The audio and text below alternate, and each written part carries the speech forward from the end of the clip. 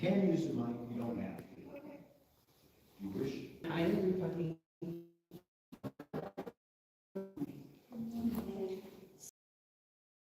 So I met Glenn 40 years ago. Kathy and I were in nursing school together, and I don't even remember what exactly happened, but somehow what ended up happening was Kathy, Glenn, and I lived together, which was a little odd. And, you know, I came from, you know, just a nice city, just a little far over, and Glenn did not come from a city. And we had these strange conversations about what it was like for him growing up and what it was like for me growing up. And they were so different. I mean, for goodness sakes, he was even a Pittsburgh Steelers fan, okay? This is not cool for me. And we had lots of fun about that. But the thing I really want you to know is that I admired his courage, because it had to really take something for him to leave everything that was familiar, to love his wife, to create a new family, and I will forever admire him for that.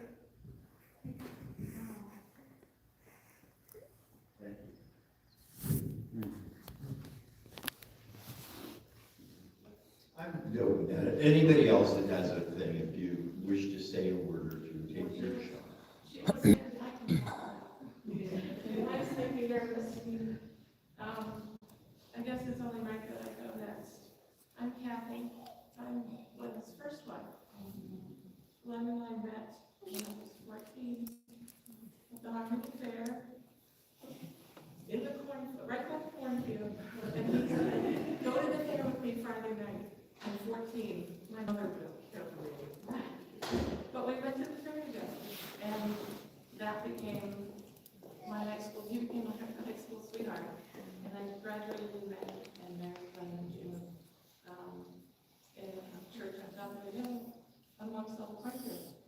My only prayer as a bride was that they didn't spend it more on the day of the wedding because we were never. And he had a good job. I had a decent job. He lost his job. My nursing home went on strike. We had no money. There was nothing to do. And my sister said, the two of you can come to Ohio and live with her husband and her, but somebody has to go to school. Neither one of us wanted to go to college. If anybody knew Glenn, he was smart, but did not want somebody else's structure shoved down his throat. We flipped the coin, and I called him, and I thought to Kent State I went, which was one of the 10th in the country for nursing. I didn't even know. My sister pushed me out the door when I got to Indiana and said, go. So we're in Kent, living close to Cleveland, and here's this man who grew up hunting. His mother pulled me aside after 6 months of marriage and said, where's the children? Well, if you're gonna have a farm, you gotta have babies. God bless her mom. I loved her. She was just phenomenal. So he did go out of his comfort zone to move to Ohio to make a new life, and tried very hard. Like I got pregnant with Stephen, we tried very hard to raise a family together, and it just didn't work.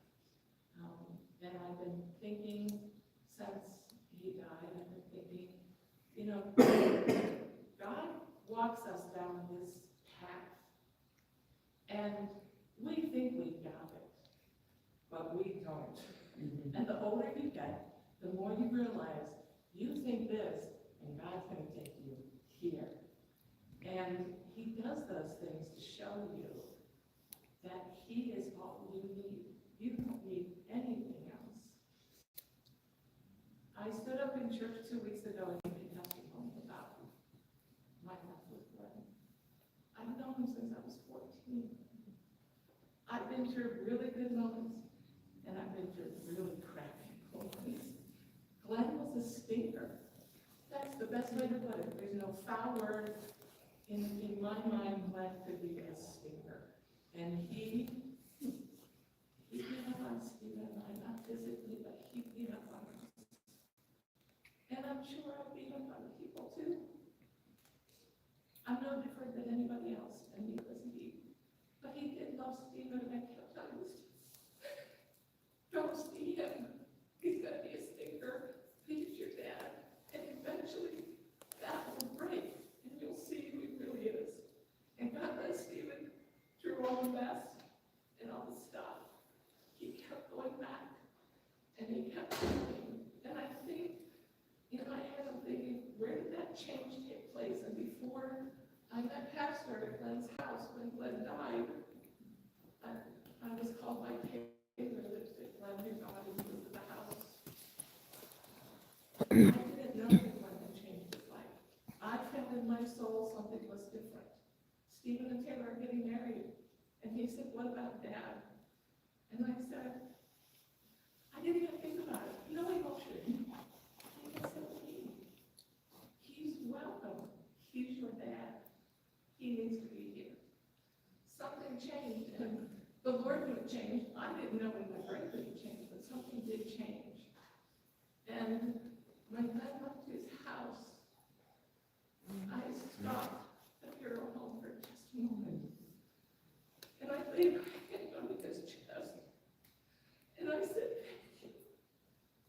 Because I had grown so much going through the bad times and seeing the good times.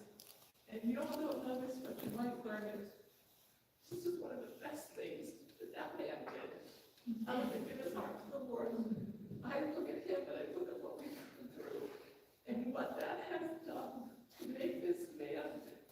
He was born an old man, wise, beyond his years. He's good with money like Glenn. You need a treasure. He's good with guns too. Glenn brought that out in him. The wild, crazy, unpredictable side, unfortunately, not that. And I think that's what Glenn was attracted to. So I guess what I'm saying through looking at the mess and looking at where it is now, when I saw Pastor at the house, he said, oh, he was a deacon. Oh, he did the finances. Oh, he did this, he did that. I'm like, okay, I just need to know. Because now he's dead. And I guess I'm blessed that Kim and I are both hospice nurses. We understand grief, we understand this, it still hurts. But I wanted to know. So what? So good works. We all know good works don't get you daily. Where was he when Pastor said he walked the Lord? And that was just like, his mother would be so happy because that's all she wanted was for her kids to know what the Lord was.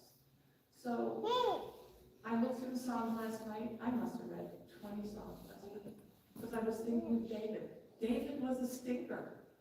He murdered a wife, murdered her husband so he could have her. David was a stinker, but we also know David was a man after God's heart. So I'm pouring through the Psalms saying, there's a relationship here. Glenn was a stinker. David was a stinker. They both made it right with God in the end. And I couldn't find anything. And I just shut my Bible and said, okay, Lord, as our pastor said, poke me if you want me to say something. So I read Sarah's Young almost every day. And I thought, well, what does today say? And I opened it up. And not because of the season. I need to say that I am thankful for the and you know, the journey was tough. I am thankful for that journey that man at times brought me through. I am thankful for that journey because he wouldn't be here today. Who he is and neither would I. It came about faith. Sarah Young says, in Jesus' time, for today, November 22nd, a thankful attitude opens the windows of heaven. Spiritual blessings fall freely onto you through those openings into eternity. Moreover, as you look up with a grateful heart, you get glimpses of glory through those windows. You cannot live in heaven, but you can experience the foretaste of your ultimate home. Such samples of heaven fair review your home. Thankfulness opens you up to these experiences, which provide further reasons to be grateful. Thus, your past becomes an upward spiral, ever increasing in gladness. Thankfulness is not some sort of magic formula. It's the language of love, which enables you to communicate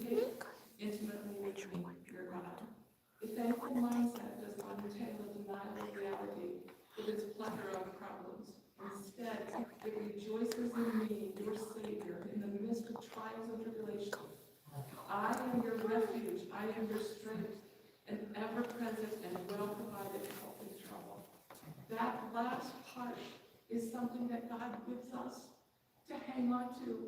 Because if anybody knows, this old beat up woman Christian person has been beat up and bled out. And in the end, God took all that stuff and turned it around for the better. And the only thing I ask of this group of people is, there is Steve and there is Wyatt. There are two offsprings of Glenn who lived separate lives, but through this came together. I ask that you pray for them and you keep them in your thoughts and prayers, because Stephen's going to go through a marriage, one of the biggest times of our lives. And his dad won't be there in person, but I know Glenn will be there. And if there's a little scoop of icing out of the cake, it's Glenn. It was Glenn.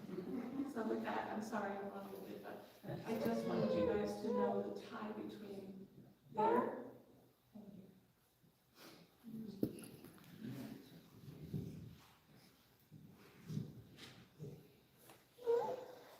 Any other? It's just like testimony time on a Sunday. Your last chance. Pastor John was right. When he goes to heaven, Glenn will be waiting for him because he'll be looking for a missing receipt.